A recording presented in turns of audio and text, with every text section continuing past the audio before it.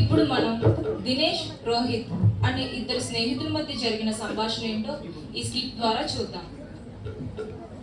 ఏ రవి ఎక్కడా? అయ్యగారు ఇక్కడే ఉన్నా. మా ఫ్రెండ్ దినేష్ మా ఇంటికి వస్తానని చెప్పాను కదా, ఏర్పాట్లు ఎంతవరకు పూర్తయ్యాయి? అయ్యగారు ఏర్పాటు పూర్తయి. సరే రవి ఇక వెళ్ళు.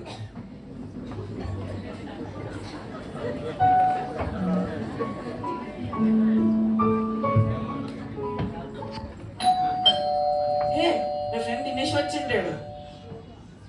హాయ్ దినేష్. హాయ్ రోహిత్, దా లోపలికి రా. ఎలా ఉన్నా? బాగానే ఉన్నాను రా, నువ్వెలా ఉన్నావు? నేను చాలా బాగున్నాను. నీకోసం ఇంతవరకు ఎదురు చూస్తుంటా. థ్యాంక్స్. భోజనం చేద్దాం. భోజనం తర్వాత భోజనాలన్నీ చాలా బాగుండేరా. ఎవరు చేశారు? అదా మా సర్వెంట్ రవి చేశాడా? ఓహో, మనం కలిసి చాలా రోజులైంది కదా. అవునరా. ఇంకేంటి విషయాలు? దారా కూర్చొని మాట్లాడుకుందాం.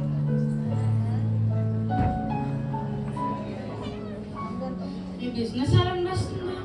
ఏముందిరా, 25 years బ్యాక్ ఈ ఊరికి కట్టుబాటుతో వచ్చింది. ఇప్పుడు చూడరా నా ఆస్తి అంతస్తులు గొప్పతనం. ఆ తూర్పు వైపు చూడు, అక్కడ ఉన్న మామిడి చెట్లన్నీ నావే. ఓ ఆ పడమ వైపు చూడు, అక్కడ ఉన్న స్థలాలన్నీ నావే. ఓ అవునా? ఆ దక్షిణ వైపు చూడు, అక్కడ ఉన్న పశు మందులు కోళ్ల ఫారాలన్నీ నావే. ఇవేనా ఇంకేమైనా ఉన్నాయా? ఇంకా ఉందిరా, ఆ ఉత్తరం వైపు చూడు, అక్కడ ఉన్న బిల్డింగ్లన్నీ నావే. చూడరా నా ఆస్తి అంతస్తు గొప్పతనం. ఇవన్నీ కాదురా, ఆ కనిపిస్తున్న దిశలో ఏమైనా కట్టుకున్నావారా? ఏది అసలు? అదే పరలోకం. పర్లేకున్నా నేను ఎప్పుడు ఎక్కలేదే. ఈ ఆస్తి అంతస్తు ఇవన్నీ అశాశ్వతం రా. అంటే ఏంటి? నాకు ఎంత డబ్బు ఉంది, నేనెందుకు భయపడాలి? అలా అంక రోహిత్, మన జీవితాలు చాలా చిన్నవి, ఎప్పుడు ఏమైనా జరగచ్చు. ఏ మా అమ్మమ్మే 100 సంవత్సరాలు బతికింది, నేనెందుకు బతకలేను చెప్తావు కదా. అయ్యో రోహిత్, నీకు మైకిల్ జాక్సన్ గురించి తెలుసా? నాకెందుకు తెలీదు, అంత కింగ్ ఆఫ్ పాప్ అని అంటారు. అయితే ఆయన చివరి రోజుల్లో ఏమైందో నీకు తెలుసా? ఏం జరిగిందిరా? ఇప్పుడు చెప్తాను నేను. మైకిల్ జాక్సన్ 150 సంవత్సరాలు బ్రతకాలని తన చుట్టూ 12 మంది డాక్టర్లు పెట్టుకునేవాడు. ఇంకా తను తినే ఫుడ్, త్రాగే నీరు ఎప్పటికప్పుడు ల్యాబొరేటరీలో చెక్ చేసేవారు. అవునా? ఇంకోటి చెప్పాలా, తనకి 15 మంది ఫిట్నెస్ ట్రైనర్స్ కూడా ఉండేవారు. ఇంత చేసారా? ఇంకో విషయం చెప్పాలా, తన పొడుకన వెయిట్ చాలా కాస్ట్లీ, అది ఆక్సిజన్ లెవెల్స్ కూడా కంట్రోల్ చేయగలదు. ఆక్సిజన్ లెవెల్స్ కూడా కంట్రోల్ చేస్తుందంట, కొంటే బెటర్ అంటావా? ఇంకా చెప్పాలా, తన కోసం బాడీ ఆర్గన్స్ డొనేట్ చేసే వాళ్ళని కూడా పెట్టుకున్నాడు. అవునా? ఇంత చేసారా? అన్నీ ఉన్న చివరికి మనశ్శాంతి లేక తన 50 సంవత్సరాల్లోనే మరణించారు. ఆయన మరణ వార్తతో ప్రపంచం అంతా షాక్ అయింది. అదేంటి, 150 సంవత్సరాలు బతకాలనుకునే వ్యక్తి 50 సంవత్సరాలు చనిపోయారా? అమ్మో. నీకు ఇంకొకరి జీవితం గురించి చెప్పాలా? ఇంకొకరి గురించి చెప్పు. మన దేశంలో ఎంతో ఫేమస్ సింగర్ అయిన లతా మంగేష్కర్ తన హాస్పిటల్లో ఉన్నప్పుడు చివరి క్షణంలో ఏమైందో నీకు తెలుసా? తెలీదురా, చెప్పు.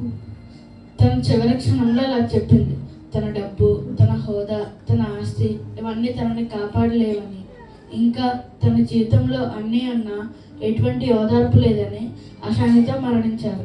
మరి దీనికి సొల్యూషన్ ఏంటి? నేను నా స్నేహితుడిగా మేలు అనుభవించాలని చెప్తున్నాను. జీవమరణాలు ఎవరి చేతుల్లో ఉన్నాయి? డాక్టర్ చేతిలోనా, సైంటిస్ట్ చేతిలోనా, లేకపోతే మన చేతిలోనా? ఏమోరా, నాకు ఇవన్నీ తెలీదు. జీవమరణాలు దేవుని చేతుల్లో ఉన్నాయి. ఒక వ్యక్తి అన్ని సంపాదించుకొని పరలోకం వెళ్ళకపోతే అంత బాధాకరంగా, ఒక వ్యక్తి సర్వలోకాన్ని సంపాదించుకొని తన ఆత్మని పోగొట్టుకుంటే వానికి ఏమి ప్రయోజనం అని బైబిల్ చెప్తుంది. నీ ఆస్తి అంతస్తు ఇవన్నీ నిన్ను కాపాడలేవు. ఈ భూమి మీద ఒక మనిషికి కోట్ల ఆస్తి లేకపోవచ్చు, కార్లు, బంగ్లాలు ఇవన్నీ లేకపోవచ్చు. కానీ ఇప్పుడు నువ్వు యేసుక్రీస్తుని నమ్మితే నీకు రక్షణ, స్వస్థత, విడుదల, పరలోకం అన్నీ దొక్కుతాయి. యేసే మార్గం, సత్యం, జీవం. ఆయన ద్వారానే తప్ప ఎవడు తండ్రి వద్దకు రావడానికి బైబిల్ చెప్తుంది. ఇప్పుడు నేను చనిపోతే పరలోకం వెళ్తా, మరి నువ్వు?